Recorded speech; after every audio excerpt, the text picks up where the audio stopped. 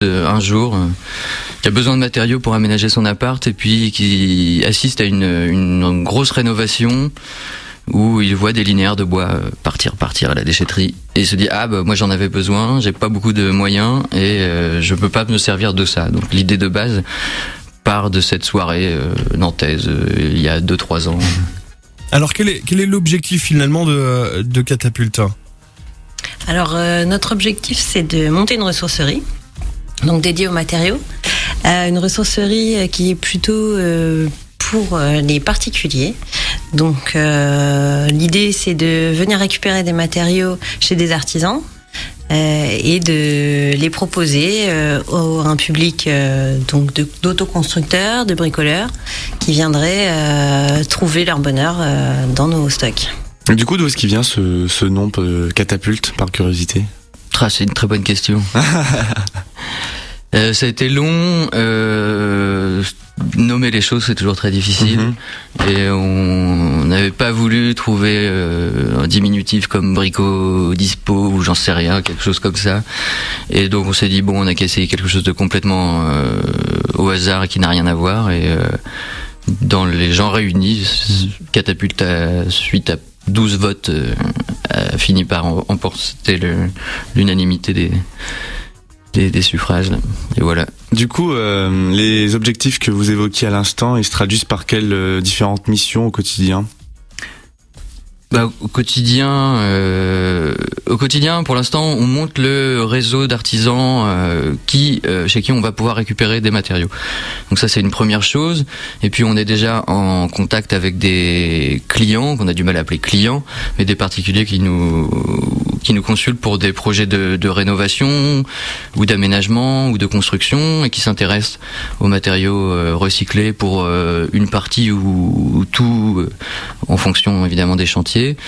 Donc nous, on les conseille un peu sur ces chantiers-là, leur montrer qu'est-ce qu'il y a d'intelligent à faire avec ces matériaux. Et puis il y a aussi les particuliers qui ont des matériaux à disposition et qui nous proposent de les récupérer. Donc ça, c'est ce qu'on commence à travailler ces questions-là, et puis ce sera vraiment développé au cours de l'année, les années suivantes. Là, on fait vraiment des chantiers très ponctuels pour se tester, voir si on est cohérent et ce qu'on arrive à... Voir si ça fonctionne. Ouais. Voilà, voir si ça fonctionne. Oui. Alors tous les matériaux de base que vous utilisez, que vous réutilisez, sont tous réservés normalement à la déchetterie ? Ou ils ont parfois d'autres destinations ? Globalement, là, tous ceux qu'on a remis en œuvre, aller partir à la benne. Voilà, donc clairement là, sans aucune exception. Non. Voilà. Pas de tri, ouais. Un tri, mais pour les détruire, bien trier, mais pas pour être réutilisé encore avec ce qu'ils proposent, quoi. Des carreaux, des pneus dont on s'est servi pour faire des fondations, du bois encore exploitable. Et voilà, tout un tas de choses comme ça. Alors c'est quoi exactement la différence entre démolition et déconstruction ? La démolition, il n'y a pas de tri, c'est vraiment tout part à la déchetterie. La déconstruction, c'est venir réfléchir, récupérer les matériaux à la base en imaginant ce qu'on peut en faire derrière, quoi. Donc c'est vraiment une sélection, quoi. C'est une déconstruction sélective. Ouais.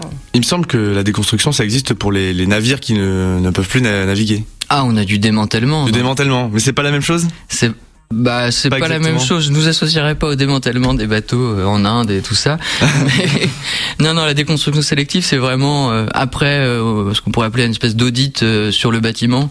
C'est vraiment cibler quels matériaux peuvent être réutilisés et de quelle façon ils peuvent être démontés proprement pour que la réutilisation soit possible.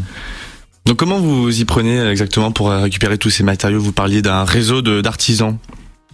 Ouais, voilà, principalement c'est un réseau d'artisans qu'on commence à constituer sur la métropole, qui eux-mêmes font des rénovations, donc ont un certain nombre de déchets à évacuer, et ces artisans qui nous soutiennent nous donnent accès à leurs poubelles, et on peut prélever comme ça ce qui nous paraît intéressant, et surtout en fonction de ce dont on a besoin sur les chantiers en cours, en fait. Voilà. C'est pas trop compliqué parfois, parce qu'il y a peut-être certaines personnes, certains artisans qui voudraient pas vous léguer ces déchets-là ?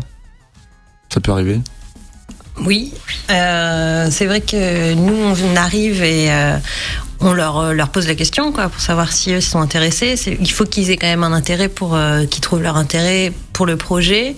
Et puis, il y a une part économique aussi, parce qu'on est quand même, on leur ôter du poids sur leur benne, donc diminuer leurs coûts. Mais c'est vrai qu'on a, pour l'instant, à la fois des artisans réticents parce que des emplois du temps surchargés, pas le temps de se consacrer à ça et voient plutôt des problèmes que l'intérêt pour eux, et d'autres artisans hyper partants à qui on fait suivre nos projets pour leur montrer vos fenêtres elles sont devenues ça a servi pour tel usage. Donc non, il y a vraiment de tout.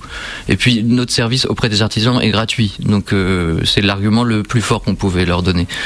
Est-ce qu'il y a d'autres villes en France ou d'autres pays où il y a des associations qui font un peu la même chose que vous, qui se battent pour récupérer ces matériaux, pour les recycler, leur trouver un nouvel usage?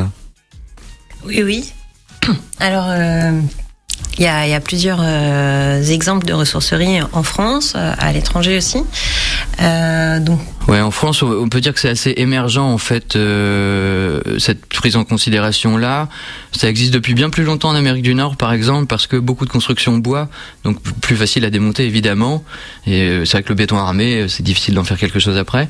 Et donc Amérique du Nord, pays scandinaves ou du nord de l'Europe, là il y a Allemagne aussi beaucoup, Belgique, où il y a une plateforme un peu modèle qu'on suit de près depuis un petit moment, qui s'appelle Rotor, et ça c'est l'agence Eopalis. Et puis en France ça émerge. Là on a une association un peu jumelle qui est sur Angers, qui s'appelle Matière Grise, qu'on salue d'ailleurs, et plusieurs autres initiatives, Toulouse aussi depuis un peu plus longtemps que nous. Voilà, ça naît un peu partout en France. Alors, on l'a dit, vous êtes en train de monter une ressourcerie. Où est-ce qu'elle sera implantée et à quoi elle va le servir concrètement? Alors, la ressourcerie, où est-ce qu'elle sera implantée? Ça va dépendre de l'opportunité. Surprise. Voilà, donc en fonction du local qu'on va trouver. Idéalement, quand même, Nantes, périphérie, plutôt de l'ouest. C'est ça. L'ouest. Et à quoi elle va servir? Ce sera vraiment un lieu de stockage, donc une boutique en quelque sorte, où les particuliers pourront venir acheter ce dont ils ont besoin. Mais aussi, nous, on a l'intention de monter, on a aussi une part d'éducation populaire, une sensibilisation à la question, et donc monter peut-être des ateliers de bricolage, monter aussi peut-être des expos, ce genre de choses. Puis vous cherchez aussi à opter pour un ou peut-être plusieurs camions pour étendre votre activité. C'est indispensable. Et puis voilà, là, on peut dire qu'en 2016 c'est vraiment une année là vraiment importante pour l'asso. Auparavant on était sur le montage du projet, voir si c'était valable, constituer les dossiers, trouver des mécènes entre guillemets. Et puis cette année voilà, on est dans le concret, donc on cherche le local. On a déjà peut-être un local temporaire qui va nous commencer à lancer notre activité. Et puis oui, un camion de 16 mètres cubes qui se faufile facilement en ville.